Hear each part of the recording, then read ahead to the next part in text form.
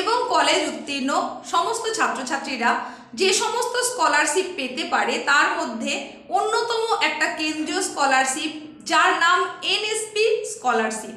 সেই স্কলারশিপ সম্পর্কেই সম্পূর্ণ আলোচনা থাকছে আজকের এই ছোট্ট উপস্থাপনায়। তোমাদের মধ্যে এই এনএসপি স্কলারশিপ নিয়ে কিন্তু অনেক রকম আগ্রহ রয়েছে, অনেকেই সেই সম্পর্কে জানতে চেয়েছো, বিভিন্ন ভিডিওর কমেন্টে এসে নানান রকমের প্রশ্ন তোমাদের তরফ থেকে করেছো।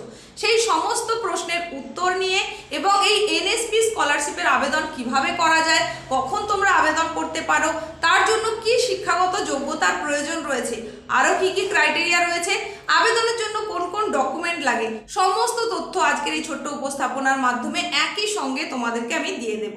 তাই মনোযোগ সহকারে শুনে নাও।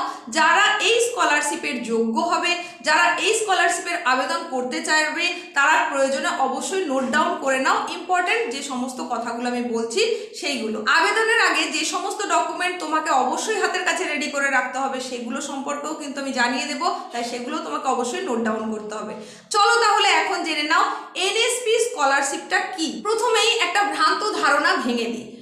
এনএসপি এটা আসলে কিন্তু কোনো স্কলারশিপের নাম নয়, এটা হচ্ছে একটা পোর্টাল। এই পোর্টালের মধ্যে অনেক রকমের স্কিম রয়েছে, তুমি যেটার যোগ্য সেটার জন্য আবেদন করতে পারো। এনএসপি অর্থাৎ ন্যাশনাল স্কলারশিপ পোর্টাল, এই পোর্টালের মধ্যে একাধিক স্কিম রয়েছে, সেটা তো তোমাদের বললামই। সেই সমস্ত স্কিম তার নির্দিষ্ট আলাদা আলাদা ক্রাইটেরিয়া রয়েছে, আলাদা রকমের যোগ্যতার প্রয়োজন হয়, তুমি তোমার প্রয়োজন মতো সেখান থেকে স্কিম বাছাই করে নিতে পারবে। এনএসপি এটা একটা পোর্টালের নাম হলেও এটা কিন্তু এনএসপি স্কলারশিপ নামেই বহুল প্রচলিত, বহুলভাবে জনপ্রিয়। কেন্দ্র সরকারের তরফ থেকে যে সমস্ত স্কলারশিপ চালু রয়েছে তার মধ্যে এটা কিন্তু একটা অন্যতম স্কলারশিপ। গভর্নমেন্ট অফ ইন্ডিয়া অর্থাৎ ভারত সরকারের পক্ষ থেকে মিনিস্ট্রি অফ এডুকেশন অর্থাৎ শিক্ষা দপ্তরের তরফ থেকে কিন্তু এই স্কলারশিপটা প্রদান করা হয়। অর্থনৈতিকভাবে পিছিয়ে পড়া পড়ুয়াদের পড়াশোনার উন্নতির জন্যই কেন্দ্রীয় সরকারের তরফ থেকে এই স্কলারশিপ দেওয়া হয়ে থাকে। আর এই স্কলারশিপের মাধ্যমে প্রত্যেক পড়ুয়া অন্তত 10,000 থেকে 50,000 টাকা পর্যন্ত বৃত্তি পেতে পারে। এটা নির্ভর করছে, মানে কত টাকা পাবে সেটা নির্ভর করছে কোন কোর্সে পড়ছে সেই অনুযায়ী। আর এই স্কলারশিপটা পেতে গেলে সম্পূর্ণ অনলাইনে আবেদন করতে হবে। আবেদন কিভাবে করা যাবে সেটা বলার আগে বলি, সারা দেশ জুড়ে, হ্যাঁ, দেশের সমস্ত জায়গাকার সমস্ত ছাত্রছাত্রীর জন্যই কিন্তু এই সুবিধা প্রদান করা হয়ে থাকবে, তবে তার জন্য নির্দিষ্ট কিছু যোগ্যতা থাকা প্রয়োজন, সেগুলো একে একে জানিয়ে দেব। তো দেশের মেধাবী যে সমস্ত ছাত্রছাত্রী রয়েছে তাদের পড়াশোনার উন্নতির জন্য 3টে বিভাগে এই স্কলারশিপটা দেওয়া হয়ে থাকে, আর সেগুলো হচ্ছে pre matric scholarship, post matric scholarship আর মেরিট স্কলারশিপ। এইবার আসি তাহলে কোন কোন যোগ্যতা থাকলে তবেই স্কলারশিপের আবেদন করা যাবে। সারা দেশ জুড়ে সমস্ত ছাত্রছাত্রীরাই যে আবেদন করতে পারবে সেরকম নয়। যে যোগ্যতাগুলো থাকা প্রয়োজন সেটা হচ্ছে অবশ্যই ছাত্র বা ছাত্রীকে ভারতবর্ষের স্থায়ী বাসিন্দা হতে হবে, সেই ছাত্র বা ছাত্রীকে দেশের অন্তর্ভুক্ত কোনো স্বীকৃত বিদ্যালয় বা কলেজের পড়ুয়া হতে হবে, আর ছাত্র বা ছাত্রীর বার্ষিক অ্যানুয়াল ফ্যামিলি ইনকাম সেটার জন্য একটা নির্দিষ্ট বাধ্যবাধকতা রয়েছে, সেটা হচ্ছে 2.5 লক্ষ টাকার মধ্যে পারিবারিক ইনকাম হতে হবে। তার জন্য প্রয়োজনীয় নথি সাবমিট করতে হবে, সেটা আমি পরে জানিয়ে দিচ্ছি। আরও যেটা একটা ক্রাইটেরিয়া সেটা হচ্ছে অবশ্যই লাস্ট ইয়ারে, মানে যে পড়াশোনাটা শেষ করে নতুন সেশনে ভর্তি হয়েছে সেখানে 50% বা তার বেশি নম্বর পেতে হবে। তাহলে এই যে কথাগুলো বললাম, এই সমস্ত যোগ্যতা যদি থেকে থাকে, এই সমস্ত ক্রাইটেরিয়া যদি ম্যাচ করে যায়, তাহলে অবশ্যই তুমি এই স্কলারশিপের জন্য আবেদন করতে পারো। এবার জানিয়ে দিই যে আবেদন প্রক্রিয়াটা কেমন।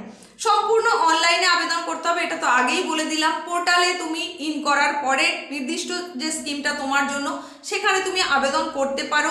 প্রয়োজনে তোমরা নেক্সট টাইম আবার লগ ইন করে, মানে ইউজার আইডি পাসওয়ার্ড ইউজ করে লগ ইনের মাধ্যমে তুমি কিন্তু স্ট্যাটাসটাও চেক করতে পারবে। এইবার আসি, এই যে আবেদনটা তুমি করবে তার জন্য কোন কোন ডকুমেন্টস তোমাকে রেডি রাখতে হবে। অবশ্যই তুমি লাস্ট ইয়ার যেটা পড়া শেষ করে এসেছো তার যে মার্কশিট সেটা তোমাকে রাখতে হচ্ছে।